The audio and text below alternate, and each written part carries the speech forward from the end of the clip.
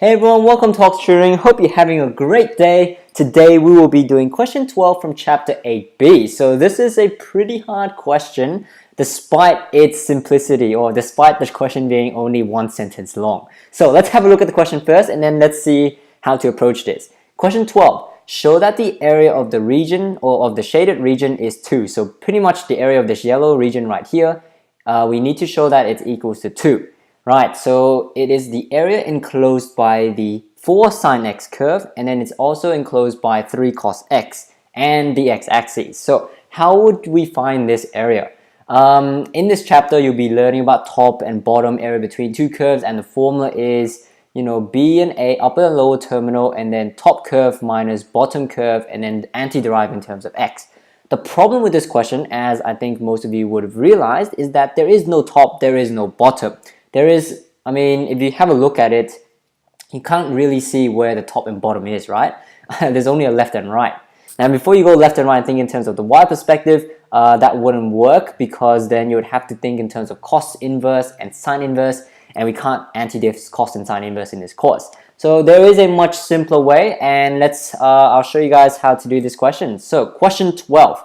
If you want to find the area between these two curves, what you can do is, instead of going top minus bottom, or some weird left minus right, what you can do is you can split this area into, I wouldn't say half, but you can split this area down the middle right here, and then you can find the blue area. So this blue area underneath this blue curve, which is your 4 sine x from 0 to wherever the intersection point is, and then you can find separately the area underneath the red curve, which is your cos x, okay? And then you add the blue and the red area together and you'll get the yellow area, the one that you need. So if you want to find the blue area, it's pretty much anti-diff b to a of your 4 sine x, and if you want to find the red area, it's anti-diff b of a again, and then it's your 3 cos x. Right, the first step is you want to find the intersection point between these two curves, right? So let's find the intersection point. That is 4 sine x equals to 3 cos x. And then you can bring the cos, you can divide sine by cos, and that will give you tan x. And of course, you can bring the 4 to the other side, and you get 3 on 4. Of course, x would then be tan inverse of 3 on 4. Unfortunately, in this course, we can't find what tan inverse of 3 on 4 is. It doesn't give us any of the basic angles. So we just have to keep it as it is. And yes, just keep proceeding. You'll see how we can apply this. We can use this tan inverse to find, the actual answer. I know it looks weird, but just keep going. So if you want to find the blue area, it will be from tan inverse of 3 on 4. So tan inverse 3 on 4, that's what this is right here. And then to 0. And every time you see a 0, you should be really happy, because it's always a good answer. And then that, of course, is of the blue area, so 4 sine x.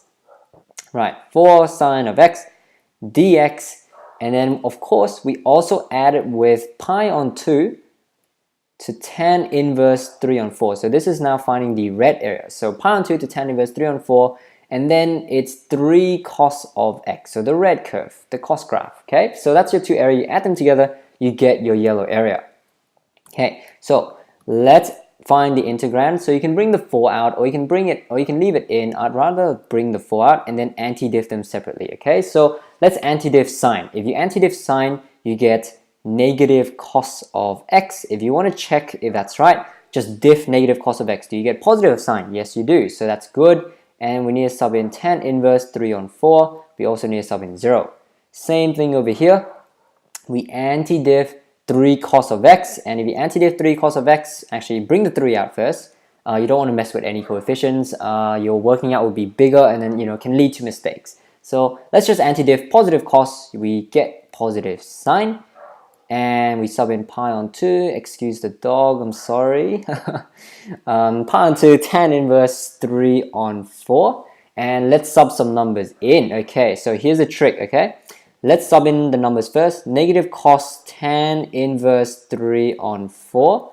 And then it's minus minus, so that's plus cos of 0 when we sub in the 0. Do the same thing for the red area. So that's 3. We sub in pi on 2. That is sine pi on 2. And then minus sine, we sub in tan inverse 3 on 4. So sine tan inverse 3 on 4. and let's get some numbers. Okay, so what is cos of tan inverse 3 on 4? Does this look vaguely familiar? Maybe in chapter 3? Well, if you think about it, tan inverse is pretty much an angle, right? So let's draw a unit circle first. Where's tan inverse? Well, you technically always want it in your first quadrant. The range of a tan inverse is between negative pi on 2 to pi on 2. This is a positive one, so we take the positive always. So tan inverse 3 on 4, that means opposite is 3, adjacent is 4. And your angle is, we don't know, okay? The angle is tan inverse 3 on 4. We don't know what that is. But of course, if your opposite and adjacent is 3 and 4, then your hypotenuse would be 5, right? So that's your basic angle, your Pythagoras triangle.